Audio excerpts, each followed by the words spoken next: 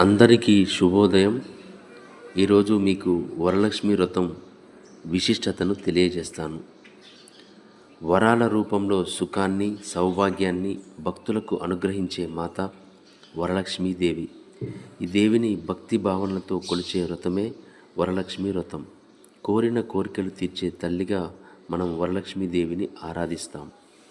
స్కాంద పురాణంలో వరలక్ష్మి వ్రతం గురించిన వివరణ ఉంది. స్వయంగా పరమేశ్వరుడే పార్వతికి ఈ వ్రతం గురించి చెబుతాడు.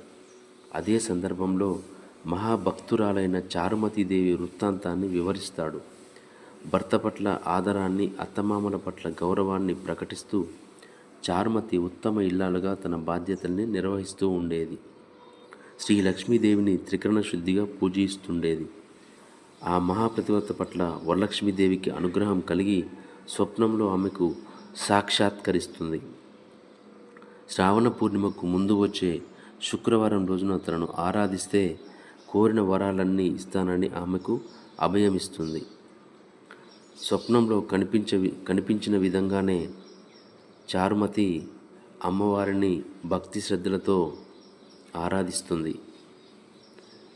చారుమతి దేవి భక్తికి మెచ్చిన లక్ష్మీదేవి సమస్త సిరి సంపదలను వరాలుగా ఇస్తుంది.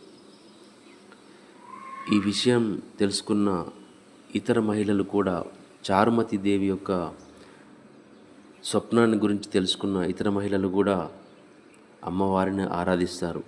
వారిని కూడా లక్ష్మీదేవి సకల సిరి సంపదలతో అనుగ్రహిస్తుంది. ఆ రోజు నుండి ప్రతి సంవత్సరం శ్రావణ పూర్ణిమకు ముందు వచ్చే శుక్రవారం లక్ష్మీదేవిని వరాలిచ్చే వరలక్ష్మీదేవిగా కొలుస్తారు. దీనినే మనం వరలక్ష్మి వ్రతం అంటారు.